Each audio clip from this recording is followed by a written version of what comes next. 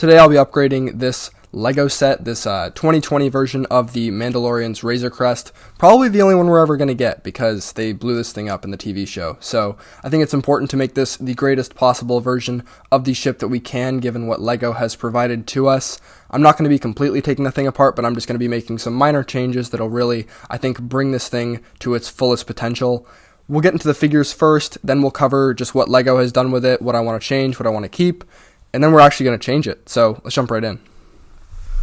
So starting off with the star of the show, we got the Mandalorian himself. He's got some fantastic printing, actually. I love the torso print, the leg print, and especially the helmet in gunmetal gray. I think that's a great addition of the figure because they later replaced it with that kind of more bright pearl silver, which I'm not as big of a fan of, but this still looks pretty good. You can see there's a great cape on the back of the figure as well, and if you move that to the side, you can see there's actually some decent printing under there as well. I don't know if I can get it, but you can see it there.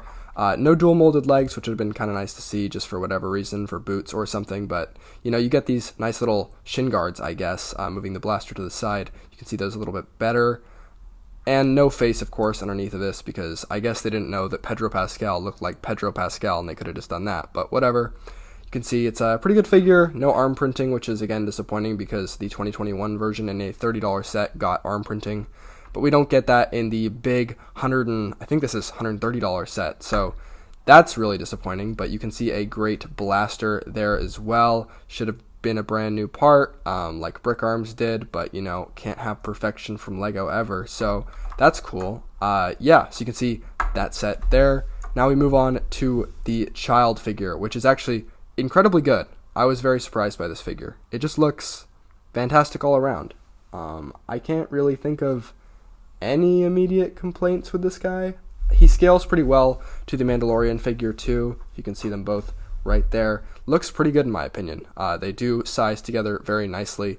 You can put the child in the Mandalorian's hand if you really want, but I think they look good walking next to each other for whatever reason. So there's no printing on the back of him either, by the way. Just pretty simple little child torso there. The head mold is really nice and just looks overall fantastic. I don't really have any complaints about this figure, except for maybe they could have done olive green, which would have been more accurate, but I think the color contrast with the sand green and the dark tan works really well. Now we got this IG-11 figure, which is actually fantastic and not even fitting in my frame. So I'm just going to do the best to hold him to the side. You can see some cool printing on the top of his droid head there too. I really like that a lot. And then just some regular droid pieces on the base of him. There's a nice little sniper on the back, and I believe there's just a regular blaster there too, but mine came off and now I can't find it. But you know, it is what it is. So yeah, good figure overall. Definitely really tall and just definitely fits the proportions well, I think. So moving on to the last one, which I think is the most interesting and why you'd buy the set. Grief Karga. So this is the only way you can get this guy, but he looks fantastic. I love the torso print a lot, just a nice belt there. Really great colors overall, the dark tan, or sorry, dark nougat, and then you can also, or medium nougat actually, I think is the correct color for that.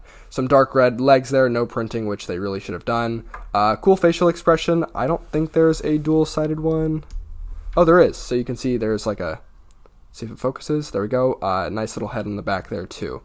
But I think the front one is the one that everyone's going to be using. You get two little pistols with him as well. Look pretty good. Like this figure a lot in my opinion. It looks really good. So yeah, that's the last of the good guys. But now we move on to the final bad guy, which is this Scout Trooper. So he looks pretty sick. This is the best version of the Scout Trooper we've ever gotten. They could have done dual molded arms or something. I think I've seen a ton of people like Rebel Leg member Luca S. Projects mod theirs to have the dual arms, but this one is just pretty standard. Great printing on the back as well. Cool helmet mold overall.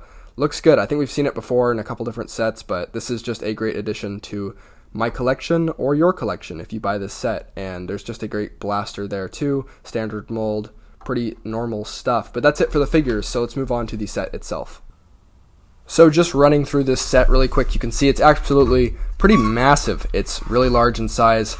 Way bigger than I thought it would be, to be honest with you. If you put a figure next to it, so we'll just grab this Scout Trooper, you can see that it's actually as big as I said it was. It's big. Yeah, it's a good play set. Definitely a lot going on. I love this cockpit piece so much. It is just absolutely incredible, and I want to build a Razor Crest kind of in this size. So this is going to be a great asset for me for building a custom one. I also love the way it snaps in. You can see there's a couple click hinges there. You just pop it in like that and it looks great. There's a cool little thing in the front there, which is I'm definitely going to change. There's a little slit where this round thing happens, and I want to make it a lot bigger because with these massive guards, you kind of need it to fill up more space. So that's going to happen on my custom version that we'll do in a second here. Great guns on the side, no real complaints there. They look pretty good. They're big artillery guns. Looks good, dart one on both sides, obviously. Then that actually opens up into another panel where you can see all these flick fire missiles, which, obviously imply that there's going to be those things, or they're not flick fires, are they? They are spring-loaded shooters, which were new for 2014, but there's going to be 2 of those in this set that you'll see as we move on. There's also another panel on the other side, which I believe is just a sleeping bed here. You can see the Mandalorian can sleep in that tiny little area. Nothing too crazy going on there, but it's enough space to put a figure. There's a couple studs, if you can see that there, right there and there. Looks good to me. Then we'll move back a little bit. So if I turn this thing around, you can see there's a ramp here, which gives you access to the interior. And the interior is actually pretty cool. So you can do this, move this down, this panel here, and I'll give you a better look at that from this side. So you already got this one down. Take this whole thing down. Bam, this ramp comes down as well, and you just get that massive interior. It's just absolutely very impressive. I like this thing quite a bit. As you can see, some of these click hinges actually do come off, so you need to kind of press those down really firmly when you're building it, but for the most part, they stay on pretty nicely, and it's just overall decent design on Lego's part. I think there's some cool little Technic pieces in there, if you can see that. Yeah, looks pretty good to me. Honestly, there's a lot of space to move things around, but I think the best part of this whole thing is if I take to this side, you can see there's actually some carbonite pieces in here, which I didn't put the stickers on because I didn't know what I was going to be modifying to make this set. I didn't know if I would have to use those pieces or not. Still don't, actually, so we'll see what happens, but there are supposed to be stickers on those that would give you, 2 carbonite blocks, but honestly, they're kind of too thin for that anyway, so I don't think it looks really good. If you have the Han Solo carbonite piece from, a couple years back, that's probably a better move, to be completely honest with you. But you can just seal those up pretty nicely, and I think that it actually does a great job of just filling that space. If I pull this ramp up, you can see that folds in nicely as well. This side matches up nicely. Just overall, pretty good design on Lego's part, except for when it breaks like it just did. So that's not obviously a great example. But for the most part, just looks, pretty good overall. Great shaping, and honestly it looks like the Razor Crest, which is, the biggest job that this thing has to do. So yeah, good job on the overall shaping. But my least favorite part of this entire thing is easily these engines right here. You can just see these guys just look so nasty because they have these studs on the inside that just look absolutely terrible. And then also you can see there's just a ton of gaps. So that's something I'm going to try to change on my custom version that I'll be doing here in a second. You can see that from the other side there as well. Doesn't look good at all. But I think the top shaping on this, if I zoom out once again, actually looks pretty good. You can see there's just a lot going on with different parts of it. This actually comes off and forms its own little escape pod, which is just absolutely fantastic. I like that quite a bit. It's really easy to get on back again, so you can see there's just a single jumper plate there. Pop it on like that. Fits in place perfectly, and you could obviously put a figure in there too if you just go ahead, and I'll take that off again and just show you that you can do that by removing this top panel here. Put a figure in there, put it back together, pop it right back on top like that, and you're good to go. You can see that's just how it is. Then on the back here, got some cool vents in black as well. Some different little tile pieces here as well on that tiny little piece that stems out from the back for really no reason at all, but it looks cool, so hey, we'll leave it and just let the Star Wars designers make a cool ship. So yeah, that's basically it for this thing. Oh yeah, the spring-loaded shooters, those happen here and here. You can actually just take those missiles, pop them in like this into that tiny little container unit, and then press down on these things, these little panels right here, and then just shoot them out like that. And that's probably gone forever, but hey, it is what it is, and it looks pretty good and works well as a feature. So that's really it for the Razor Crest for now, but now I'm going to start upgrading this thing and making it a lot better.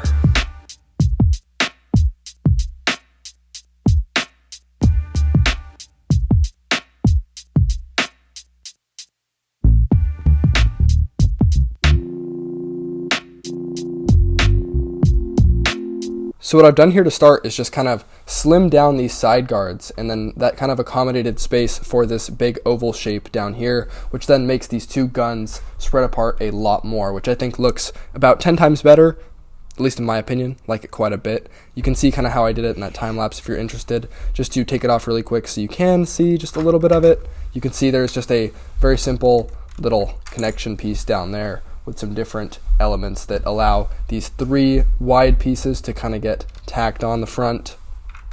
And then you can, add all the paneling pieces on top of that. So you can see I started with this T-bit here. If I snap that on like so, then you can put on these side pieces like that. And it'll just basically, come together in that way. And I think it looks pretty fantastic, to be completely honest. Pretty happy with it overall.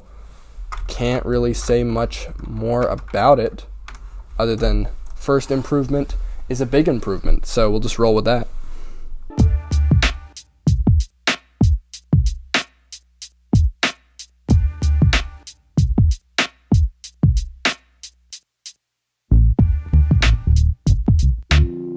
Alright, so this is probably the most simple modification, but I just basically added these tiny little pieces here, the 1x2s with the little extension, just to finish that gap there. Works out really nice. You can see when that closes up, it makes a perfect seamless little thing there. I also added these tiles right here on this side little piece. The ramp itself just is now tiled off in the bottom. You can see that more there. Looks pretty good to me, honestly. Very happy with it. Just, it just looks better than it did before. So that's all that matters, and that's what happened.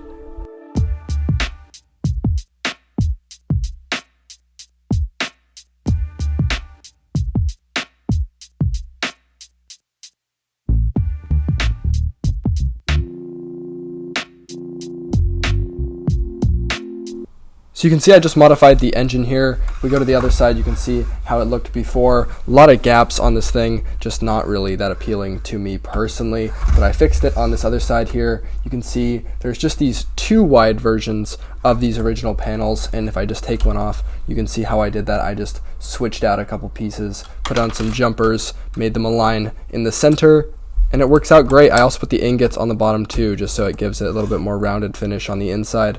But I think it just looks so much better, and I feel like LEGO could have done this so easily that it just kind of bothers me that they didn't. Definitely is kind of square, but at least it fills out the whole thing a lot more than the original does. And it's just such a big improvement in my opinion, and really just makes the thing look a lot more accurate. So that's really the biggest modification for me. I'm going to go ahead and do the other side now, and then I'm probably going to call it quits on this thing because there's not much more that can be done other than a couple panel hiding things on the other side.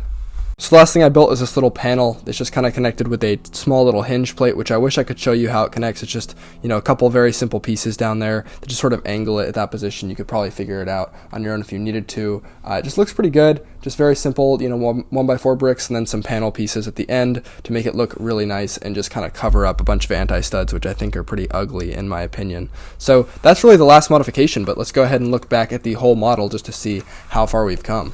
So that's really it for this mod overall. You can see a couple things we changed. We did these engines again, made them look about 10 times better with the different curved slope pieces in there. I think that looks absolutely fantastic. We also modified the front section here, which again also looks just so much better with that larger front plate. Just again, spacing out those blasters quite a bit, doing a fantastic job at that as well. Finally, just some basic things. We did some side panel tiling, which, looks pretty good, to be honest with you.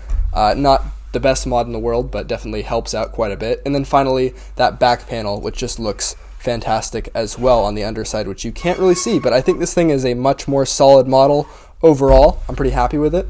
That's really it for this Rebel Egg video. Thank you guys so much for watching, and I'll see you all in the next one.